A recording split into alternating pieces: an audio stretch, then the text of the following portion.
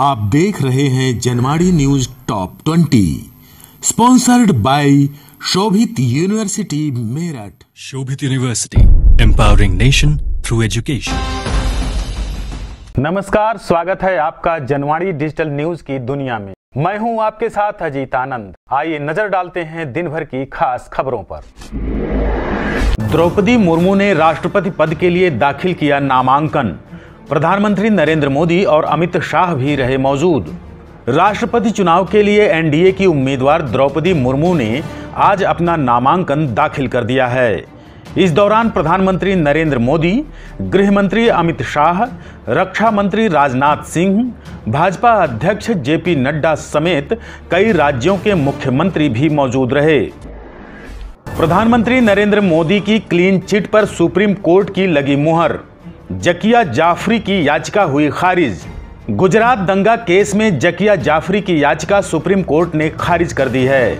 जकिया ने दंगे की साजिश के आरोप से तत्कालीन सीएम नरेंद्र मोदी को मुक्त करने वाली एसआईटी की क्लोजर रिपोर्ट को चुनौती दी थी। इससे पहले 2012 में मजिस्ट्रेट और 2017 में हाई कोर्ट इस रिपोर्ट को मंजूरी दे चुके हैं। सुप्रीम कोर्ट ने भी मामले पर फैसला सुनाते हुए कहा है कि याचिका में तथ्य नहीं हैं। द्रौपदी मुर्मू ने सोनिया गांधी, शरद पवार और ममता बनर्जी से की बात, मांगा राष्ट्रपति चुनाव में समर्थन। एनडीए की राष्ट्रपति पद की उम्मीदवार द्रौपदी मुर्मू ने शुक्रवार को राष्ट्रपति चुनाव के लिए अपना नामांकन दाखिल कर दिया।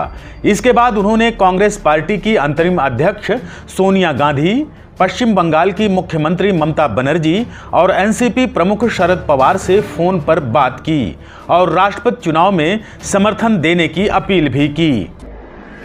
असम में बाढ़ से मचा हाहाकार, अब तक 108 लोगों की हुई मौत। 30 जिलों के 35 लाख से ज्यादा लोग हुए प्रभावित। असम के कई जिलों में बाढ़ की वजह से भीषण तबाही मची हुई है। राज्य में अब तक 108 लोगों की जान जा चुकी है। 30 जिलों के 35 लाख से ज्यादा लोग बाढ़ से बुरी तरह से प्रभावित हुए हैं। मारुति टोयोटा के साथ मिलकर ला रही है नई एसयूवी। अगस्त से शुरू होगा उत्पादन, क्रेटा को देगी कड़ी टक्कर। मारुति सुजुकी और टोयोटा किर्लोस्कर मोटर एक एसयूवी मॉडल पर साथ मिलकर काम कर रहे हैं। यह गाड़ी अगस्त से बनना शुरू हो जाएगा, जबकि दोनों ब्रांडों से एक मिड साइज एसयूवी लॉन्च किए जाने की अटकलें लगाई गई हैं। महाराष्ट्र के मुख्यमंत्री उद्धव ठाकरे ने दिया बागी विधायकों को 24 घंटे का अल्टीमेटम। बोले, वापस आते हैं तो ठीक है, वरना होगी आर पार की लड़ाई। महाराष्ट्र में मचे सियासी बवाल के बीच सीएम उद्धव ठाकरे ने बागी विधायकों को 24 घंटे का अल्टीमेटम दे दिया है। सूत्रों के हवाले से बताया गया है कि उद्धव ठाकरे ने अपने करीबी वरिष्ठ नेताओं से कह दिया है कि 24 घंटे का वक्त है। अगर बागी विधायक वापस आते हैं तो ठीक, वरना आर पार की लड़ाई लड़ी जाएगी। देश भर में मचा कोरोना का कोहराम। एक दिन में मिले 17,000 से ज्यादा नए केस। दिल्ली और महाराष्ट्र में सबसे ज्यादा बढ़ रहा संक्रमण। देश में तेजी से कोरोना के मामले बढ़ते जा रहे हैं। केंद्रीय स्वास्थ्य मंत्रालय की रिपोर्ट के मुताबिक 24 घंटे के अंदर 17,336 नए मामले मिले हैं। कोरोना का संक्रमण दिल्ली और महाराष्ट्र में सबसे ज्यादा बढ़ रहा है। भारतीय उद्योगपति गौतम अडानी करेंगे 60,000 करोड़ रुपए का दान। एशिया के सबसे अमीर अडानी समूह के चेयरमैन हैं गौतम अडानी। अडानी समूह के चेयरमैन गौतम अडानी ने ऐलान किया है कि वह अपनी संपत्ति में से 7.7 अरब डॉलर यानी 60,000 करोड़ रुपए सामाजिक कार्यों के लिए दान करेंगे। अडानी ने इतनी बड़ी रकम को दान करने का फैसला अपने जन्मदिन और पिता की 100वीं पुण्यतिथि पर लिया है।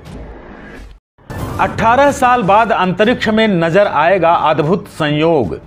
परेड निकालते दिखेंगे 5 ग्रह। 24 जून को अंतरिक्ष में एक अद्भुत नज़ारा देख सकते हैं, जिसमें 5 ग्रह एक सीधी लाइन में नजर आएंगे। बुध, शुक्र, मंगल, बृहस्पति और शनि को हम दूरबीन की मदद से आज एक लाइन में देख सकते हैं। खगोलविद इस घटना को ग्रहों का संगम कहते हैं। डीआरडीओ ने जैसे ही दागा एक सीक्रेट हथियार, दुश्मन की रडार प्रणाली चकमा देने में माहिर, चीन और पाकिस्तान के उड़े होश। आज भारतीय नौसेना ने कम ऊंचाई पर उड़ रहे एक टारगेट को अपनी सतह से हवा में मिसाइल से मार गिराया। भारत ने ताकतवर गाइडेड मिसाइल का एक और सफल परीक्षण किया है। बताया गया है कि यह मिसाइल दुश्मन की रडार प्रणाली को चकमा देने में माहिर है। इस परीक्षण से चीन और पाकिस्तान में हलचल मच गई है। आप देख रहे हैं Janmadi News top 20, sponsored by Shobhit University Meerut. Shobhit University, empowering nation through education. Kanpur हिंसा में पाकिस्तान समेत ईरान और ओमान से जुड़े तार। हिस्ट्री शीटर अकील खिचड़ी की चैट से हुआ बड़ा खुलासा। कानपुर में बीते 3 जून को हुई हिंसा में अब तक का सबसे बड़ा खुलासा हुआ है। इस हिंसा में अब पाकिस्तान समेत ईरान और ओमान का कनेक्शन सामने आया है। एक व्हाट्सएप ग्रुप संदेह की जद में आ गया है। पुलिस सूत्रों की माने तो इसमें नई सड़क के कुछ अपराधियों के अलावा पाकिस्तान, ईरान और ओमान के लोग भी जुड़े हुए थे। पुलिस को पुख्ता सबूत हाथ लगे हैं। बाहुबली नेता अतीक अहमद के बेटे को सुप्रीम कोर्ट से लगा बड़ा झटका। रंगदारी केस में अग्रिम जमानत देने से कोर्ट ने किया इनकार। उत्तर प्रदेश के बाहुबली नेता अतीक अहमद के बेटे अली अहमद को सुप्रीम कोर्ट से बड़ा झटका लगा है। सुप्रीम कोर्ट ने अली अहमद को रंगदारी केस में अग्रिम जमानत देने से फिलहाल इनकार कर दिया है। मामले की सुनवाई जुलाई के दूसरे हफ्ते में होगी। राष्ट्रपति चुनाव को लेकर विधायकों संग अखिलेश यादव की बैठक। नहीं पहुंचे आजम खां और शिवपाल सिंह यादव। लखनऊ में समाजवादी पार्टी के मुखिया अखिलेश यादव की मौजूदगी में पार्टी विधायकों और विधान परिषद सदस्यों की बैठक हुई, जिसमें राष्ट्रपति चुनाव को लेकर मंथन किया गया। इस बैठक में वरिष्ठ नेता आजम खां और शिवपाल सिंह यादव नहीं पहुंचे। यूपी में 2 दर्जन से अधिक अफसरों को दी जा सकती है अनिवार्य सेवानिवृत्ति। सूची में डिप्टी कमिश्नर से लेकर ऊपर के अधिकारियों का भी नाम शामिल। योगी सरकार ने 2 दर्जन से अधिक अधिकारियों को अनिवार्य सेवानिवृत्ति देने की तैयारी कर ली है। सूत्रों के मुताबिक अधिकारियों की सूची भी तैयार कर ली गई है। इनमें डिप्टी कमिश्नर से लेकर उससे ऊपर के अधिकारी भी शामिल हैं। एटीएस की पूछताछ में हुआ बड़ा खुलासा। आरएसएस दफ्तरों को उड़ाने की धमकी देने वाला निकला पीएफआई का सक्रिय सदस्य। लखनऊ और उन्नाव में आरएसएस कार्यालय को उड़ाने की धमकी देने वाले राज मोहम्मद ने खुद को पीएफआई का सक्रिय सदस्य बताया है। एटीएस की पूछताछ में इसका खुलासा हुआ है। राज मोहम्मद ने पूछताछ में बताया है कि 2018 से 2021 तक वह पॉपुलर फ्रंट ऑफ इंडिया का सक्रिय सदस्य रहा है। उसके बाद वह social democratic party of India join कर ली। जुमे की नमाज को लेकर प्रदेश भर में हाई अलर्ट। कई जिलों में डीएम-एसपी ने भारी फोर्स के साथ किया फ्लैग मार्च। आज जुमे की नमाज को लेकर प्रदेश भर में हाई अलर्ट है। बीते दिनों जिन जगहों पर हिंसा और उत्पात हुआ था, उन इलाकों में पुलिस सतर्क रही। पुलिस के आला अधिकारी खुद इलाके में जाकर हालात का जायजा ले रहे हैं। डीजीपी ने कहा है कि हमने राज्य के कुछ जिलों में 3 और 10 जून की घटनाओं के मद्देनजर पुलिस की तैनाती की है और ड्रोन से निगरानी की जा रही है। साथ ही में हाई अलर्ट भी घोषित है। महाराष्ट्र में राजनीतिक ड्रामेबाजी के बीच खड़ा हो रहा सुरक्षा का संकट। अलर्ट मोड पर आई खुफिया जांच एजेंसियां और महाराष्ट्र पुलिस। महाराष्ट्र में शिवसेना नेताओं के धमकी वाले बयान के बाद महाराष्ट्र पुलिस सक्रिय हो गई है। साथ ही खुफिया जांच एजेंसियों ने इस पूरे मामले पर नजर गड़ा ली है। दरअसल देख लेने की धमकी वाले बयानों के मद्देनजर तमाम सुरक्षा एजेंसियों के कान खड़े हो गए हैं। शामली में भाकियू ने किया अग्निपथ योजना के विरोध में धरना प्रदर्शन। एसडीएम ब्रजेश कुमार सिंह को नेताओं ने सौंपा ज्ञापन। शामली जिले में आज संयुक्त किसान मोर्चा के आह्वान पर भारतीय किसान यूनियन ने अग्निपथ योजना के विरोध में धरना प्रदर्शन किया।